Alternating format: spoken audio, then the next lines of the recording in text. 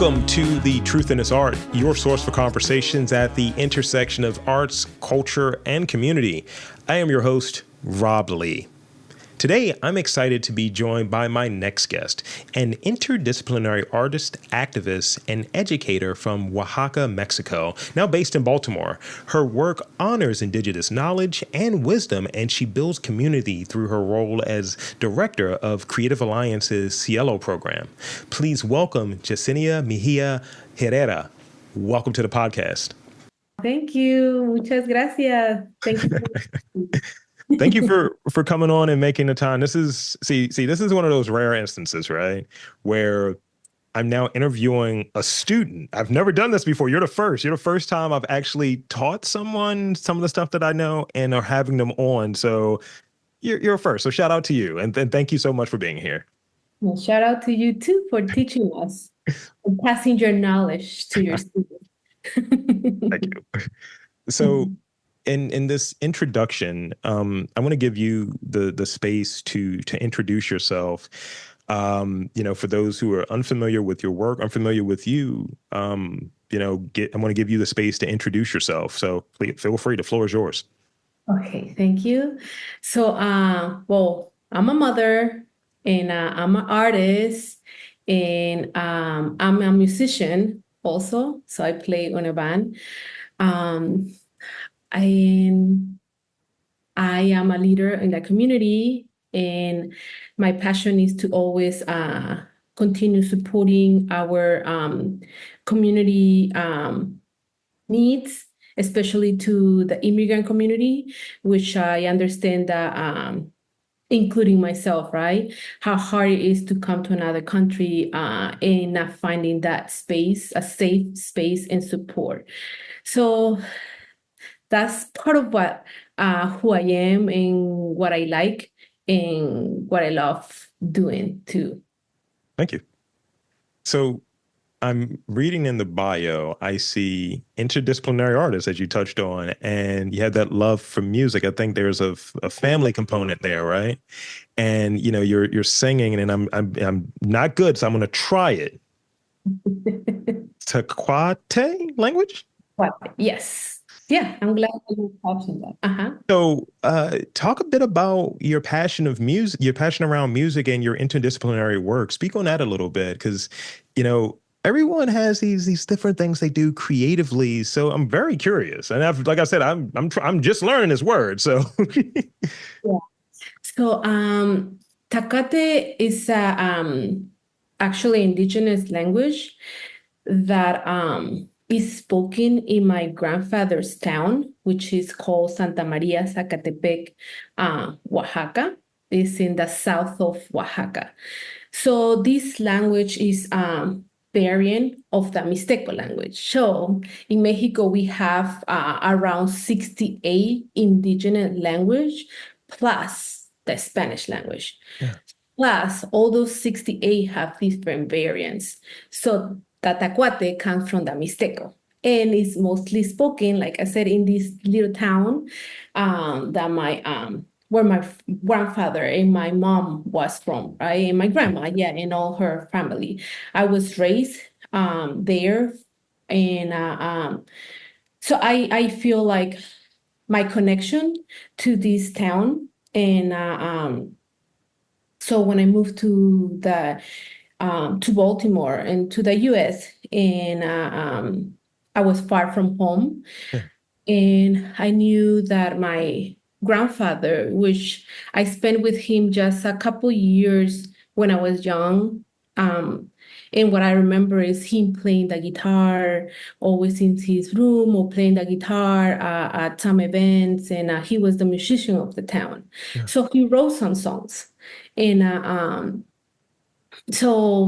but those songs are just there, right? And they were not are not shown to the world yet. Sure. So I was like, and I was the only granddaughter that was passionate to music or loved music, but I didn't know how to play the guitar that much. And I started learning here too. And that's how I joined the Conjunto Bruja band, which I can talk about like that in another podcast. No, but we can play one day. But so when I started learning the guitar, I was like, okay, let me bring these songs to life. And my grandfather, he's not here anymore with us. It's a big angel, but I always said that I'm sorry, he always said to me that he wanted his songs to be recognized, to be heard, and he wanted to hear with this big orchestra. And he said that please promise me that you're not gonna forget about this. Yeah. And he even left me a recording that he recorded on a cassette. And yeah, so I when I feel like, oh, I need this motivation and inspiration, I listen to him. And that's when he said, this is a message from my nietecita, Yesenia, which is my granddaughter, Yesenia, to always remember this song and to always like listen to this song. And so she doesn't forget it. So those words are kept in my mind all the time. And I was like, okay, we have that, we have the song, we have the lyric. I'm learning how to play this guitar. The rhythm is not easy. The rhythm is called a Chilean rhythm. Mhm. Uh, and so I had it took me a while. So when I learned it, I was like, what is the other piece? I was like learning the song in Tacuate, singing it in that native language. So the people from the town can understand it. Yeah. So yeah, that was one of my challenge when I did my fellowship with the UMBC too, that how to continue preserving also our native language. So I met someone and from the town that was able to teach me, Yeah. and I was singing the song in Tacuate and in Spanish. So that's where all the background from the Tacuate name Tacuate language comes from. And my inspiration was my grandfather in that town and his passion of one day I'll sing the song to you Sure. and talks about all the traditions, all the customs, all the people, all the food, the churches, the president by then. He wrote this song in 1961. Wow. Yeah. So I was like, okay, I have a big mission. And other besides that is was like, I need to show it to my son too. And so we play it at the Baltimore. And it was I was like so proud because he was playing the solo part, and it's like an example of the if I would have continued his Mhm. legacy, everything would have stopped there. And my son is always asking me, why do we need to continue doing this? I said, because that means that our ancestors, our loved ones are not just forgotten, like just like that. They're still with us. So, and thank you for sharing that. I think that that touches on a few items. One, I think that it, maybe helps shape a lot of the work that you're doing, and we'll definitely dive into that a bit more. And definitely you've teased Baltimore by Baltimore, so we're going to talk about that a little bit as well. And also, I'm hearing preservation of culture, preservation of sort of these stories from indigenous stories, from stories, as you touched on, like of immigrants and sort of how traditions are being passed down, as you touched on, and passing down from, your grandfather to you to your son. So you're talking a song done in 1961, and now your kid has it, like your 50-year-old son is like, that's that's a long gap, and it's taking it from one point to the other. So that's what I'm hearing. And in terms, is that true? Is that fair? That the through line with a lot of your work is preserving culture, is ensuring traditions are passed down. Yes. So that's the one of the work that I do as a mom. Yeah. But my mom did it for me, did it to me, did it to my with her grandkids, with her kids, right? And what that I think that something that I have like deeply in my heart is to continue preserving this tradition, Yeah. this culture, these languages, right? Don't let it die. Don't be ashamed of where you come from, but don't be embarrassed of your traditional customs and the way you speak Yeah. those native language. And so for me, it's really, really important to continue doing the work that I do in through through Cielo, right? Sure. Through right now I work at Creative Alliance. So that department that I run is called Cielo, which stands for Creative Immigrants Educators from Latin American Origins. Sure. And that's the name that I feel really proud to that I was able to put and add a piece. I always see it like I'm adding a seed or planting a seed that whenever I leave, like, there's always going to be that part of me there, right? And that someone else can continue that. Like the example of my grandfather, right? He left, but somebody else is going to continue passing it. And that was the goal. And the name came and the inspiration came from Cielo, which Cielo means sky. And that was one of the songs that I learned on the guitar. And for me, it's like, oh wow, the sky is we always see it too high to reach, but there's never, we always have to think about, okay, there's never something too high for us not to reach. We always have to continue motivating ourselves and saying that we can. And so under Cielo, we have department. I'm sorry, we have some programs. One of them is Artesanas, which is a group of ladies from Latin America that honor and share their traditions through art forms. Yeah. And we started with four in 2013. Now we're a group of almost 18 artesanas that we meet in we teach at local schools, local libraries. We have done national events, and we do some of the forms that we do are piñata making and flower making, cornhusk flower making, and so many other our traditional forms that we do.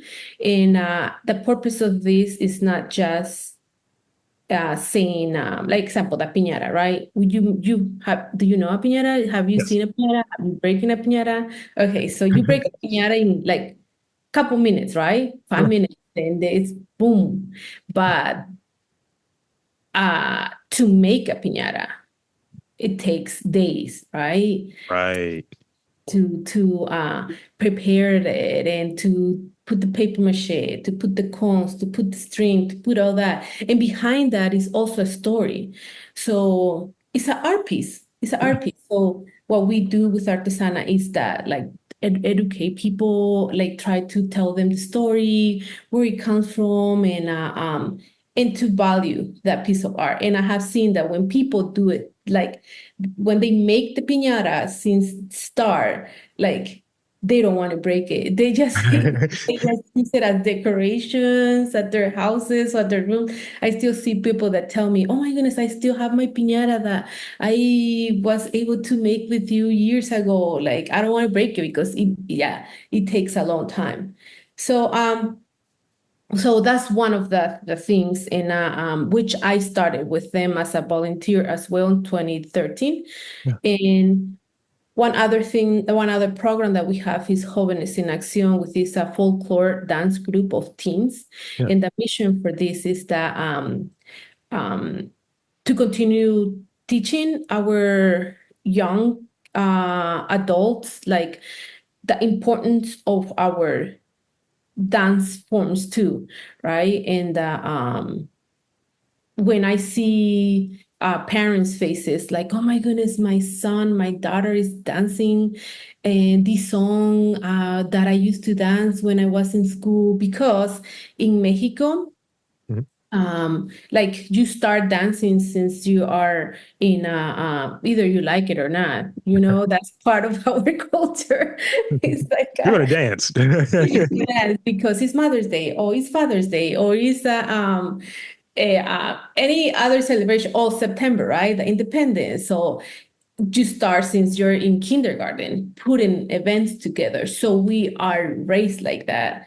So here it's like showing them a piece of also what we are. My son was part of that, and Mhm. I'm just telling because how proud I was feeling to see him dance. I was like, oh my goodness, I see him dance, and I see the joy of the parents, but also the joy of the kids that Yeah. they're learning what they know. And these songs are like songs that have been written for years, and they're just um, and they're able to perform it at different events. Hopefully, you can see them one day too, which they will be at Yankeesly on September 14th. Well, we'll talk in a little bit. But yeah, Yes. so those are some of the programs, and we have another one is Nick Candy, which was paused because of um, pandemic, and we didn't have enough funding. So is this one is for our young kids to learn traditional I'm sorry, folklore music. So the goal is to teach them, like our folklore music, like I was telling you, something like things that like my grandfather's song, Yeah. right? Things like that. We think they're okay, they're not as important, but they are, and we bring them back, we bring them to life. So Yeah. that, and we do other events during the year. So the importance of all of this is to for our kids and other generations who continue seeing it. And they can continue passing it to other generations, right? Like we have events like Tianquisli, we have event like which is the artisan market, we have Dia de los Muertos, we have Posadas, we also celebrate special day with mama, like it's a mother celebration, but in a Latin American way. And all of these events, it's not just for the Latino community, it's for everybody that wants to learn, that wants to share, that wants to honor with us. We're like putting a piece of what we are to the world so that way we can all celebrate and honor together. Thank you. And it's one. I'm still like the point you made about the pinata. I'm still there. I was like, yeah, all I've ever done was destroy pinatas. I never knew how they got made. I just thought, hey, yeah, they're there one day. Now having sort of that full scope, that's great. And again, I'm hearing sort of that importance of preservation, of tradition, of community, as you're touching on there, where you know the work that you're doing, and you're based here. You've been here for since '08, right? In Baltimore, and having sort of being a part of the culture here, and I think that fits. Like Baltimore is one of those places. It's an older city. It's not the oldest city, but it's an older city, and it has its own traditions, its own ways of doing things. And I think we're also welcoming. And when I do this, I've made my attempts to reach out to all of those different parts, the interconnected nature of this community. And I remember it was maybe last year, maybe the year before, I went back through my index of interviews and I was like, let me repurpose all of my Latinx interviews. And I had one of the folks that I'd interviewed. She was like, I love that you're shouting us back out, because a lot of times people aren't paying attention to maybe what we're doing or what our work is about or our culture, or even care. And I was like, you guys are a part of the community. So you always should be covered and always should care. And I hear that we always should care. And I hear that also, um, that's the thing that you were touching on like a second ago, like our traditions, but also being a part of the community, being around the community. So you teased it a little bit earlier, Baltimore by Baltimore. So I want to touch on that. You were one of the producers for last year's installments. for Baltimore by Baltimore. So I want to hear a bit about what that experience was like. I'm going to go backwards before we go forward to this year's events. But what was last year's Baltimore by Baltimore? I believe yours was Celebrate the Heart of Latin America in Baltimore. I believe that was the name of your event. So how was that? What was that experience like? And what were you most proud of? Okay, so first of all, I was really what is it called? Didn't know what was I getting myself into. When Liana invited me, she's like, "Oh yes, it's just gonna be like, like what you already do at these events." And I was like, "Okay, okay, yeah, let's." If Like, it's yeah, it's going to be easy peasy. something like that, yeah, easy peasy. Yeah, I do it all the time because this is what some things that I do. But I was never like how is expecting, right? Like Sure. 10,000 people for that day. And but well, I didn't know it was gonna be that big, right? But so when they said, "Oh yeah, it's just from 8 to," no, I'm sorry, from 12 to 8, I was like, "Oh yeah, no problem." When I saw all of that and all the work behind, and which I'm really grateful and also thankful for the opportunity. To be honest, this I feel like I grew so much from this experience. Oh, yeah. But I was like, have we ever done a Latin celebration here in the Inner Harbor? And they said no.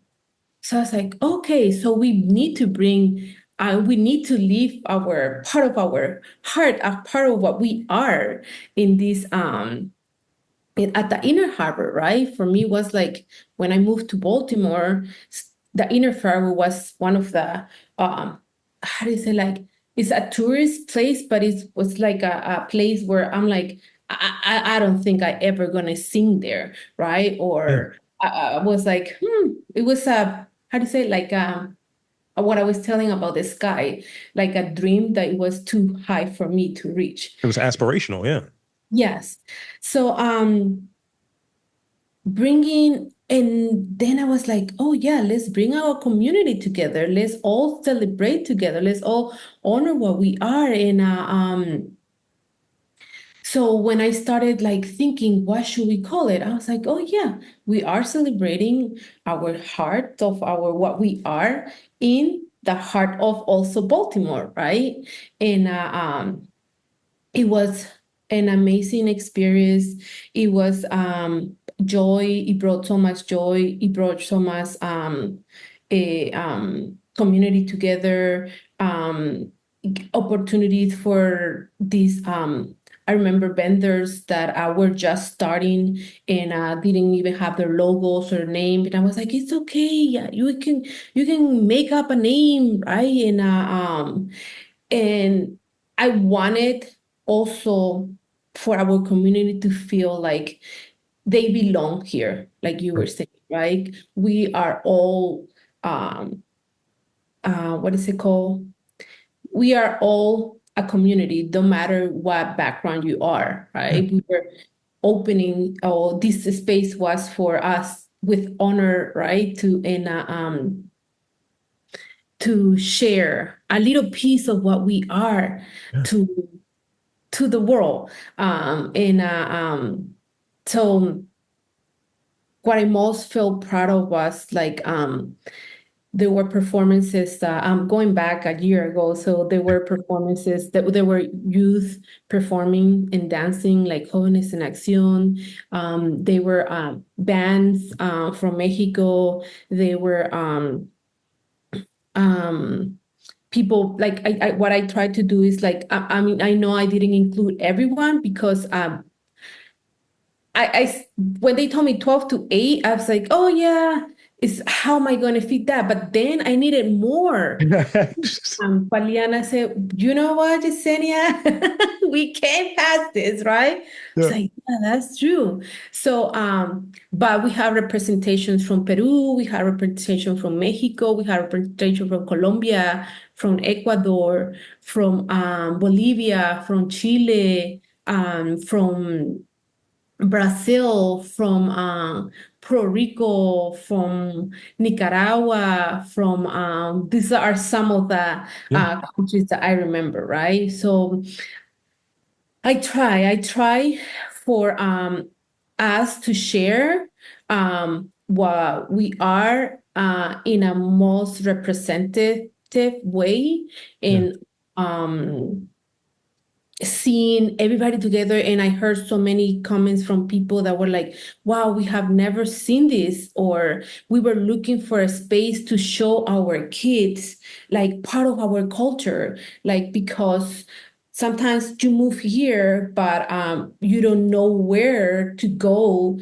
and take your kids or your family members to, to celebrate together, Sure. to honor together, to connect with other community members. And this was like an opportunity for a lot of people to connect, to open their businesses, to share what they are, where they come from, to feel inspired to do more in the community. Um, and to feel proud of themselves, right? Like we are here not to take anybody's place. No, we are here to bond. We are here to to make Baltimore, like you said earlier, welcoming, but to make Baltimore better. We are here to leave some of what we are in this beautiful city, because when I saw the other producers work, I was so inspired too. And I was like, oh, this is what we are, Yeah. right? We all share a piece of what we are and where we come from. And I love everybody's work. And I was, oh my goodness, like I want to go to all of them and I want to support all of them, because we should feel proud. Everybody should feel proud of where we come from. And the most important thing is to show other future generations, like we should not feel embarrassed or where we come from. And like I mentioned, I presented my grandfather's song with my son and one of my good friends, Rodolfo, which is from Venezuela. And my good friends Angie and Jorge that dance um the tacuate, the chilena, the tacuate that is called Santa Maria. I'm sorry, it's called Chilenita de Santa Maria Zacatepec. Mhm. So there is a traditional costume and also a dance. So Yeah. they perform it with me that day. Um, yeah, so it was like, and in both languages, in Tacuate and in Spanish.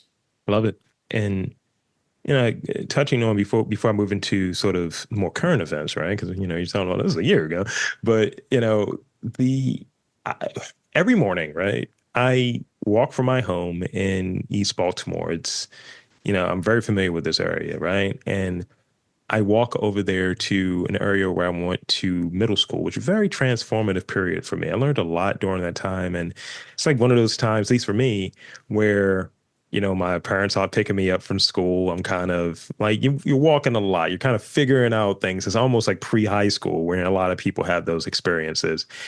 But that area, I went to school in Highlandtown, not far from Creative Alliance. Mhm. So I'm always reminiscing about that area and my time there and exploring that area. It's always near and dear to me, but it's always something that I connect back to. Who was I hanging around and what stores was I going to? It was the small little shops, the, Latino shops. It was the, indigenous folks or what have you, the Native American, all that different, those different groups of folks were right there. That's when I think of that sort of community. So as I go further up, Eastern Avenue, and I'm like, all right, I remember the shop. Oh, this used to be this, and kind of reminiscing. And it's always been a part of Baltimore, at least the Baltimore that I've seen. And it's going back to, as I said, earlier, I'm coming up on 40. So going back to middle school, that's almost 3 decades. You know what I mean? Mhm. It's always been a part of it for me and always sort of very welcome and inviting part. And the last thing I'll say, you probably don't notice, the last thing I'll say before I move into this next question is my first job, right, out of college was in a Spanish speaking call center. So it's yeah, I was there for 3 years. It was great, and it was just like really warm and inviting, and just great experience, what have you, and accepted immediately. You know, being a 22-year-old manager that knew absolutely nothing. I was quote unquote adopted immediately. And it's just like, you're one of us.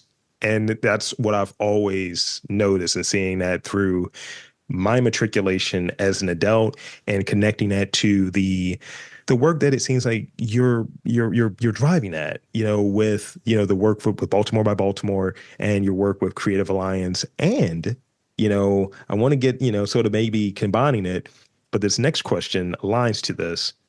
The Let's talk about the upcoming, because it's next week, right? Let's talk about the upcoming Tian Keatsley event this year. Let's talk about that a bit. What makes this, tell us about the event, I guess. So Tian Kisley, yeah, just said it right. I tried. Phonetic. I noticed I prefaced it. I studied at a Spanish call center for a while. Yes, thanks for mentioning that, and that's what we want to see, right? The beauty of all being connected. Yeah. Um, so Tianquisli means tianguis in Nahuatl, and actually Tianquisli was it's an artisan market, Yeah. and it was open, or it was for the first time. How do you say it? Hold on. We did it for the first time during pandemic Oh in wow. 2020. Yeah. So it was one of idea of one of the artisanas, which she she was she was handmade things, right? But there was no place to sell them. So we started in 2020. So right outside Creative Alliance in 3134 Eastern Avenue on East Avenue. I don't know, have you seen a parking lot like right across the bus stop? I don't know, have you seen it? There's a Yes. space there. So we were like, but where will we do it? And so we talked to the team, and she had idea of the name of Tenkisli, and then obvious because I'm a musician, I was like, oh yeah, we can add music. I can bring my friends over, and we can play some music. And so we started in a parking lot in 2020, which is like a small space, and we were able to invite a few of the vendors Mhm. from the community that were doing like handmade things, but it was hard for them to sell. Um, it was important to wear mask, and it was an outside event. So that's how it started. And that's what the name means, right? Tianguis in Nahuatl. And now it has grown so much. So it just wasn't just vendors, it wasn't just food and art vendors and music. Mhm. That was at the beginning, right? And it was we will always pick a theme, but like we started, I think, with corn, chocolate. So it's always inspired about something from Latin America, and then we basing on the theme. We always ask the food vendors or art vendors if you have something related to that, like bring it, right? And let's and share it, like the importance of this element or particular thing that we're talking about. So then we were doing three a year, and it was becoming a little bit harder to coordinate, but we are now in 2024, after 4 years, we're now closing the street, right? Yeah. And it become a bigger artisan market. Yeah. So this year we have a lot of food vendors and art vendors, community resources, and we have live music, we have dance performance, and we have art making with artisanas that you're going to be making, decorating a piñata, not making the whole base, right? They're just decorating the piñata. All the hard work is already made by artisanas. You're just going to come and decorate it with tissue paper and some seeds. And we are also going to have face painting. And there's going to be also be an artisana doing a food demonstration about the theme this year, Yeah. which the theme this year is the Three Sisters, is the indigenous agriculture, is when the corn, the squash, and the bean grow together, Nice. right? Yeah. And so I was reading a little about this, and I like about the term sisters is a reminder that the plants are part of a web of relationship linked by responsibility, care, and love. Yeah. Right. So this is the thing for this year. And like I said, we decorate the street. The artisanas will be decorating, and they also decorating depending on the theme they speak. So you might see some squash, some corn, some beans hanging there, right? And the workshop is going to be based on the theme. And I don't know if you want me to mention some of the vendors and some of the performers that we have for that day. Yeah, please. One, I love that, there's the theme that's there. I love that it's, the market in many ways is kicking off, Hispanic Heritage Month. So I see a little sneaky there. I love that.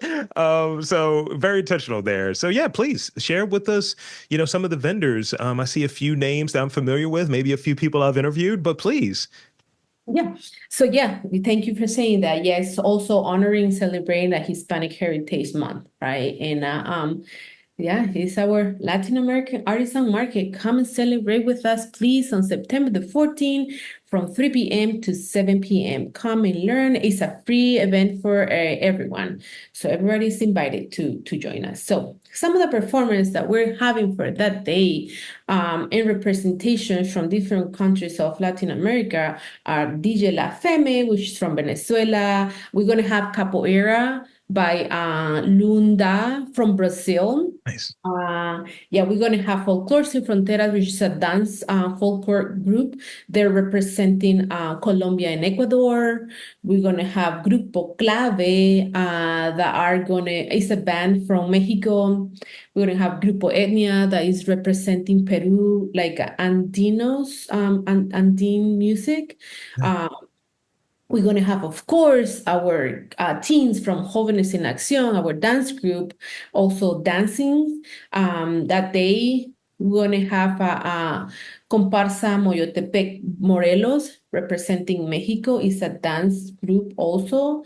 And their costumes are really, really, really beautiful. I heard that one costume costs like $2,000, $3,000 just to maintain.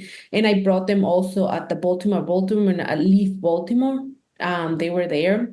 And for the first time, we're going to have the U.S. Navy band, Cruisers Latin band. So U.S. Navy Latin band that are going to be playing some music from Latin American, Caribbean music that day. And I'm happy Yeah. for all of this because we're trying to bring a representation and hopefully more of community, more people here and now they're reaching out and saying, "Oh, I have this group, I have this band," and I'm like, "Awesome! This is what we want to build, right? A space for everybody to come and perform, for everybody to have a space." And there have been some bands that they were not well recognized, but now like they have played there. Yeah. And they're playing everywhere now. I was like, wow, this is what we want, a space for these artists to come and feel welcome, and then expand your wings. And so yeah, I'm super excited for the performances and acts that we have for that day. And yeah, some of the vendors that we have are representing Mexico, Nicaragua, Ecuador, Panama, Peru, and Costa Rica. We have the Artesana, we have Jessie DeSantis, we have Daniela Godoy, we have Juanita's Art, Artesanías en Creaciones Lily, Export Designs, Simple Nature, Pablo Macholi, I think you know him. And we have Nevería Michoacana, which is yeah, ice cream from Mexico. Okay. And we have some other food from Puerto Rico, like Lote 787, Tierra Sazon, like Salvadorian food, and we have Mexican food as well. And there's some other community resources also joining for that day and giving out information for our lovely community. Yeah, so that is our artisan market. And like I said, we have other events, we have other workshops with artisanas too. So all of that is happening that day. A full day, and see, having this experience that you touched on earlier with, one, already having this from the artist market from back in 2020, having all of the stuff that comes along with that, and then having the experience that you were touching on earlier with Baltimore by Baltimore being a marathon. It's like, yeah, we got it, we're good, this is going to be great. And before I move into my last question, I definitely want to ask you this. Describe the feeling, when you see all of this coming together, your vision coming together and just going really well, because it's a full day you're describing, as far as the 14th. It's a full day filled with culture, filled with community, filled with collaboration. So describe that feeling. So to be honest, it's a beautiful um it's a beautiful feeling, and a feeling of that there's a space for artists and vendors to come and share with us, right? Because I also learn from all of them. Yeah. And it's a feeling of joy to see so many families come together and see in their faces when their kids perform, and yeah, getting connected, connect with one, how do you say, one another, like getting to know other bands, and getting to know other groups, and creating opportunities for artists, right, to like in promoting them, so other people know, oh, look, this is what we are. And yeah, they can also come to your events. And so it's a feeling of also like that the immigrant community goes through a lot, right? And just to make it to this country, and just sometimes losing their family members, sometimes not being able to go back home, Sure. and sometimes looking at they leave their kids just to come and work here. And so it's like a space for them to feel like, okay, I feel like I'm home for a little bit, right? I feel like I can, oh my goodness, like happy to maybe that sadness that they're feeling inside of them can turn into happiness for a little bit. And if we can bring that to their hearts, that's what makes my day more beautiful. And yeah, and for them to bring their little ones and to share, right? And not charging for this, right? Um, yeah, and seeing it grow more and more, like we have more vendors saying, "Oh, can I participate in your event? Oh, can I?" And we're like, "Oh, wow, so we would love to," but now we have a list, which is great because before we were like, "Oh my goodness, where do we have like food vendors or performances?" And it's so amazing, so amazing. And like I said, it all started with an idea with one of the former artisanas, right? And then adding more. Like this could not happen with our team. Like I have a cielo assistant. Her name is Lily, which I want her to know. Like I'm so proud of her. Like she started as a teen I'm sorry, as a teen in a teen program they call Teen Council, the Acre Alliance, and now she's a cielo assistant, and how much she have grown. Like now she runs like this and that, and oh, we need to make the map, or we need to like it's a lot involved, a lot of logistic, organizing, calling here, calling there, just to make this possible for the community. Like then our Curve Alliance staff, right? Like they support us. I remember this. Like there's my coworker, which I love. Her name is Heather. She says that to me. I always have this dream of dreaming big, right? But she always says, Yesenia, just don't make it too big, okay? I'm like, okay, yeah, I'll try not to, but I'll bring it down a little bit. bring it down a little bit. If I could, if I could, I'll make it bigger, right? It's the same thing that I encounter, that you have a vision, you're like, I want this to be as big as possible, and sometimes there's these limitations and so on. You have to edit, you have to figure it out.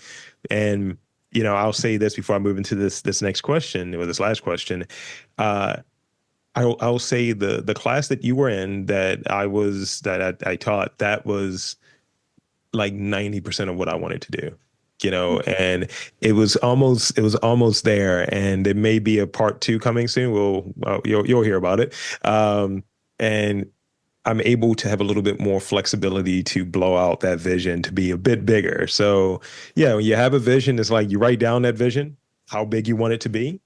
And then it's just like, I'm going to get back to it eventually. I'm going to get either the resources, the connections, or what have you, to make this the biggest version and the best version that, truly is indicative. So this is the last question I wanted to get from you, because I'm looking at the Creative Alliance calendar, and I see another Cielo event that's coming up, and believe this is beginning of November, right? So Day of the Dead Festival, no? Yes. Could you tell us a little bit about that, and like any other events that are coming up that you can mention at this point? Yes. So thank you. Um, but yeah, we have the event Dia de los Muertos, Day of the Dead, that is happening on November the 2nd at Creative Alliance as well. And it's a festival and a parade. And that day, you gonna find I feel like it's one of my favorite events of the year, not just at Curve Alliance, but myself with my family. Sure. Because this is something that my mom always taught to me, right? Said, Yesenia, don't forget to put your ofrenda. Don't forget to build your altar. Because if you forget, that means your abuelito, your brother, that is not one of my brothers not here with us, my uncle, they're gonna come and pull your leg because you're not giving them anything, right? You're not feeding them. You're not in and just remembering since I was a little kid, like the it's a beautiful tradition. Like it's just like picture myself being in the as a little girl, like have a picture of my grandfather building an arch of flor de cempasúchil, like marigold flowers, which they smell so strong. But that's the smell that I always want to smell every year, right? So and then building all the table, and then my grandma and everybody, my mom cooking tamales in the kitchen, and then also hanging, making bread. They will make Day of the Dead bread, right, with the faces like a dead, like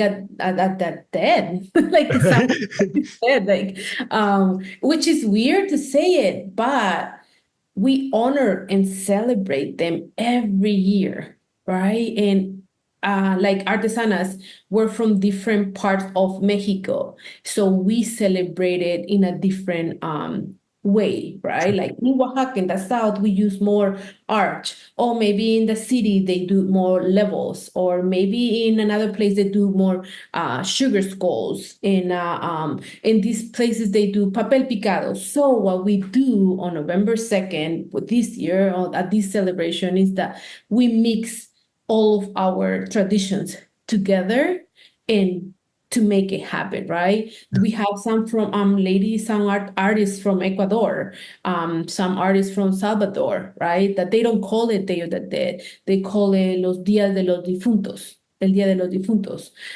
So and we always talk about, oh, how do you celebrate it? Yeah. Oh, we just do it more a little more simple, right? But we have this traditional drink, which right now I forgot that drink, the chicha morada, right, from Ecuador.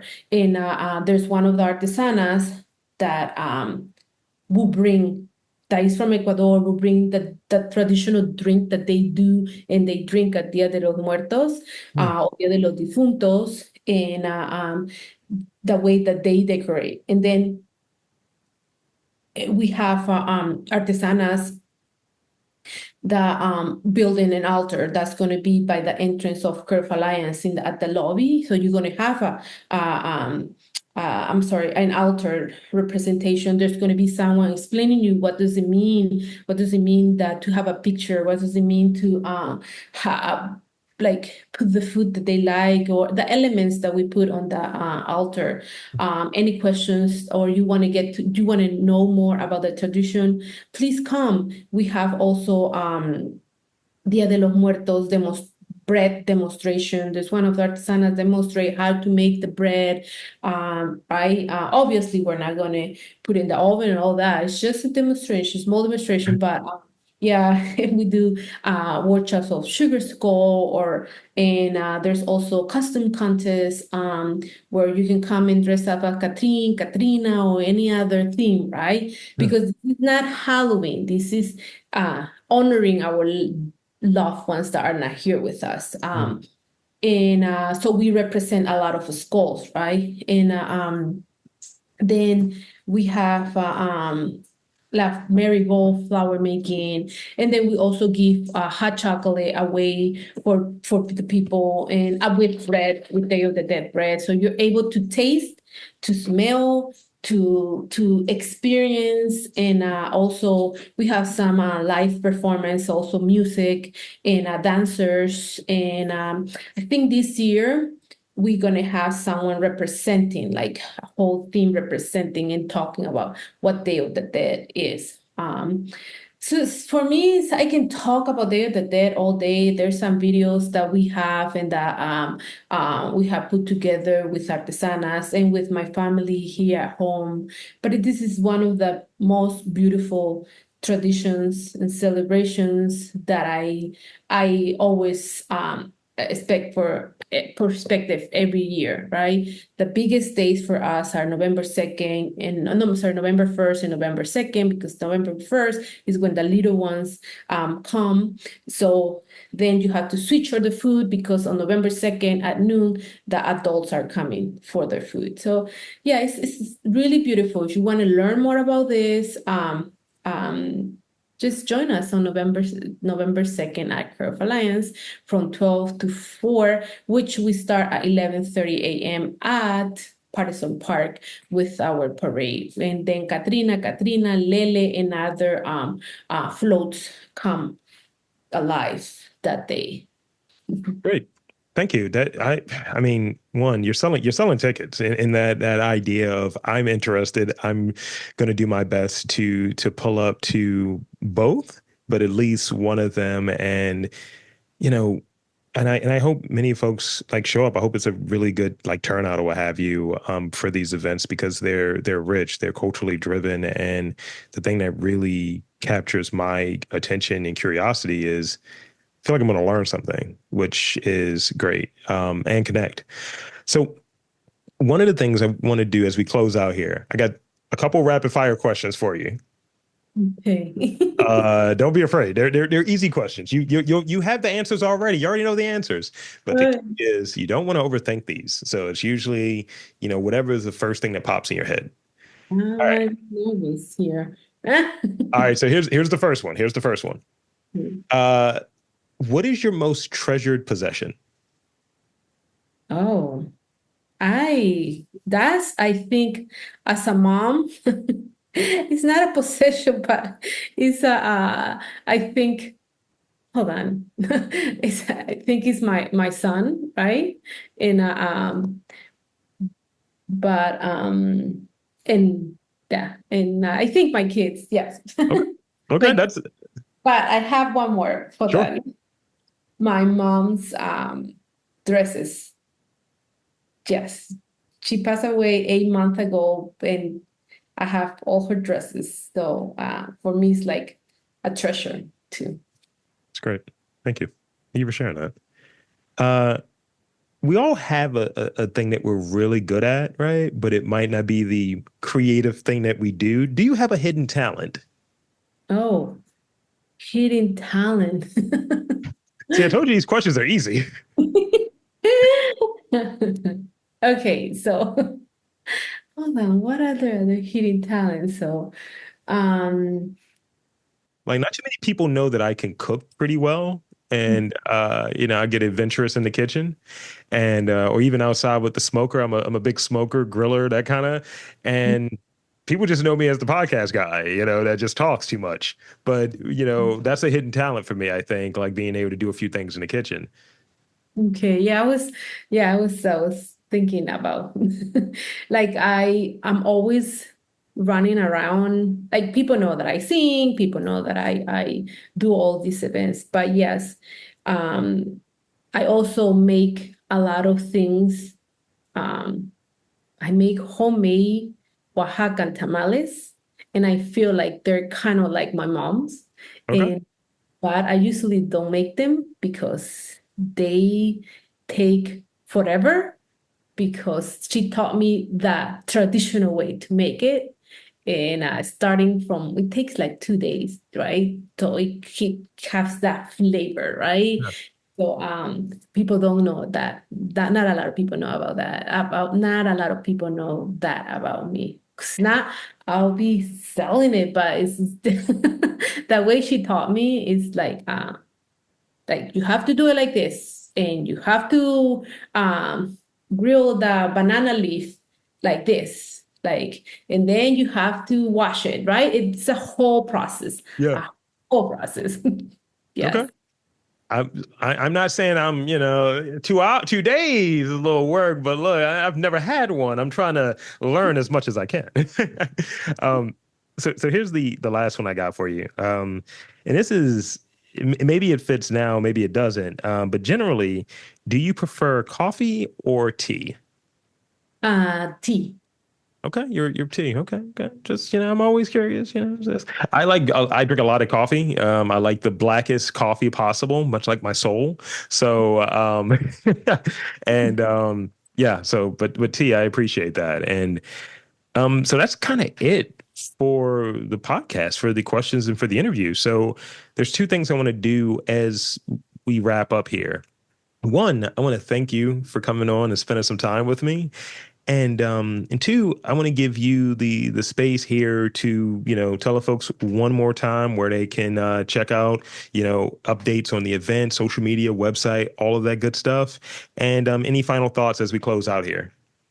Well, also thank you, for inviting me. Thank you for having these spaces for artists. And so they can and you can hear them, right? And you also share your experience. So thank you very much. It was really nice being here and getting to know you a little bit more too. Even Likewise. though you were my teacher, but hopefully I see the second class coming up, And yeah, keep doing what you're doing because it's something that also that I think that community and artists need in this space. Yeah, and yes, you can find more about these events at there's can I share my where is it websites? Yeah, One please. Cielo. Oh, I don't know how to say in English. The Cielo, how do you say that little line on the bottom? Oh, underscore. Okay, let me say it again. So you can find us on Cielo underscore creative underscore alliance. That's where we promote all our Cielo events. But you can also find information at the Creative Alliance Baltimore Instagram. And you can find more about things that I do as an artist, as a musician, at my page, which is Yesenia, Yesenia underscore Natiasini, which is Natiasini. And Niatasini means muchacha alegre intacuate, which my grandfather used to be called El Muchacho Alegre. That means the happy boy of the town. So in honor of him, I also am the Muchacha Alegre, and that's why I have my Instagram like that. And there you have it, folks. I want to again thank Yesenia Mejia Herrera for coming on to the podcast and telling us about her work at Creative Alliance, Cielo, and Tion Keatsley coming up very soon. Make sure you pull up. Looks like it's a good time, great event. You'll learn something. And for Yesenia, I am Rob Lee saying that there's art, culture, and community in and around your neck of the woods. You've just got to look for it.